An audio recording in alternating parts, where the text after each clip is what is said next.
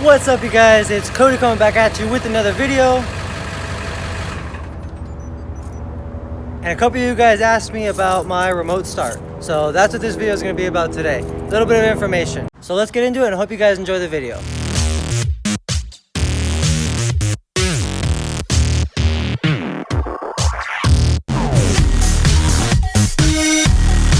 Now real quick, if this is your first time here, please scroll down, hit that subscribe button. I make tons of content on the 7.3 all the time, so please join the community. All right, you guys, so I just got off a 13-hour shift. I think you could probably tell I'm a little sunburned. It was a real long day at work today, but I wanted to get this video out for you guys. So I have a Viper remote start that, like I said, some of you guys asked about. As you can see, the screen is actually broken, but it's been like that since I got it. Now I'm going to be straight up with you guys. When I bought the truck, it already had the Viper alarm and remote start on it. The previous owner installed it, so I don't know. The screen's always been broken and it hasn't bothered me not being there, but basically it's a regular Viper alarm, lock and unlock, and then this middle button is your remote start. So this is real nice for especially when it's cold and you want to get the truck started and warmed up before you even get to it. So you hit the remote start and you hear that activation alarm, and because it's a diesel and has glow plugs, there's a delay, probably about 6 or 7 seconds. And then it fires up. So that's how the remote start works. And basically I can hit that button again right now and it'll kill the truck. It also has a safety, so check this out.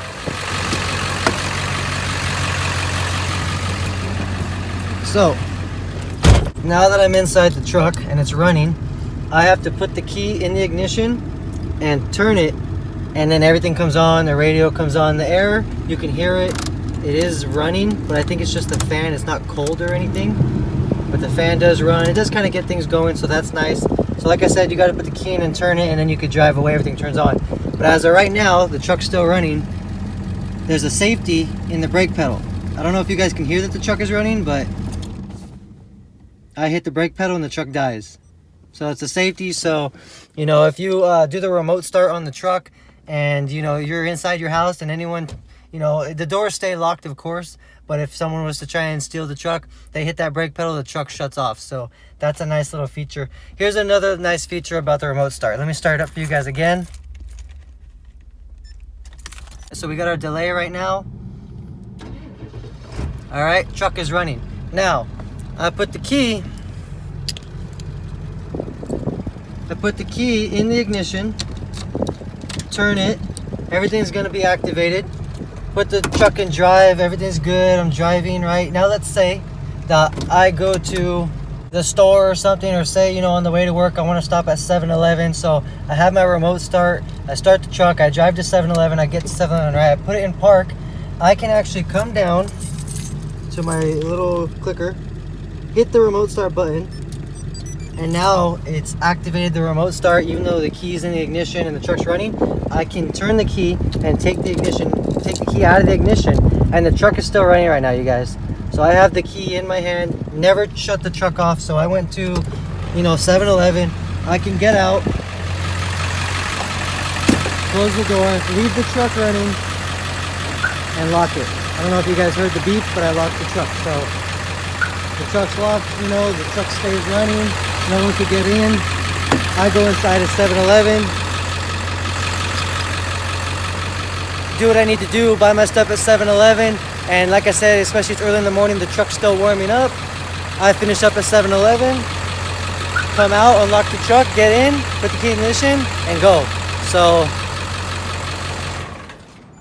that's real nice. You know, I can basically stop at, you know, the store, and, you know, if I'm running into 7-Eleven real quick and there's the windows, I can see the truck, but I can run inside and grab what I need real quick, come out, and never have to shut the truck off. So that's one of my favorite features about the remote start. Like I said, so this is my key thing. I have the remote start on there, plus a spare key, but I have just this, here, hold on one second. I have just this one key that I take off and put in the ignition, so I don't have all the weight of all the keys hanging in the ignition. So that's pretty much it, you guys. That's the remote start. It's real nice. Again, the previous owner installed it, so I don't really know exactly how much it cost, but Audio shops install them all the time, so if you're interested in it, I would stop by an audio shop, ask them about the remote start, how much it costs to get one put on and stuff like that, and they could probably definitely help you. So as far as pricing goes, I can't really help you more than that. I'm just here showing you guys what it does, and then you could decide if you want it and you want to do some more research into it and get it put on your truck. I do have a subscriber that has a 7.3 with a manual transmission. He asked me, he kind of mentioned he doesn't know how it would work with that. We were kind of joking about it, and I don't know how it would work with the manual transmission. If you were to leave the transmission in, say, first gear and then try and start it, I don't know what would happen. You would just probably want to make sure you're in neutral every time you use that remote start. So that's pretty much it for the remote start, you guys. I hope you guys, found that information good. Let me show you guys one more thing before we get out of here. All right, you guys, so we do have the move bumper, of course, as you guys saw in my last video. That was the big upgrade for the truck that we were waiting for. It did come. Now, while I was waiting for that, I also ordered something else. So this is what I got. I don't know if you can really see it through the package, but these are the CVD fittings that you could swap out on your truck that are supposed to be much less restrictive. So the stock CVD fittings, I think they have something, it's just a smaller diameter hole. There's some stuff in the way. I'm not sure exactly what, but you replace these. They're in the motor. I'll install them another day, show you guys that video, of course. They're supposed to allow more fuel in, kind of similar to the fuel pressure spring. We upgraded the fuel pressure spring in order to let more fuel into the motor, the engine, which is going to allow better performance. I'm not sure the effect on fuel economy that they will have, but definitely more fuel, which is also going to help save the injectors. As some of you know, the 8th injector on these trucks is sometimes kind of starved of fuel, and that's the one that dries out and goes out first and fastest. So allowing more fuel to the injectors will hopefully save that injector, and that's what this is supposed to do. So like I said, we're going to do an install video on this, and then I'll probably do another 0 to 45 test before and after for you guys, just to see if this makes any difference. It might not make a huge difference. The fuel pressure spring did make a difference, so maybe these will too. All right, guys, so that's pretty much it for this video. I hope you guys enjoy it. Don't forget, if you're new, scroll down and hit that subscribe button. Also, I've had quite a few of you send me pictures of your truck on Instagram like I asked you to do. So here's my Instagram. Follow me on Instagram and send me pictures of your trucks if you haven't done so already. I want to see what you guys are driving. I want to see what kind of trucks you guys have. So send me some pictures of your trucks. Hope you guys enjoyed the video, and I'll catch you guys on the next one.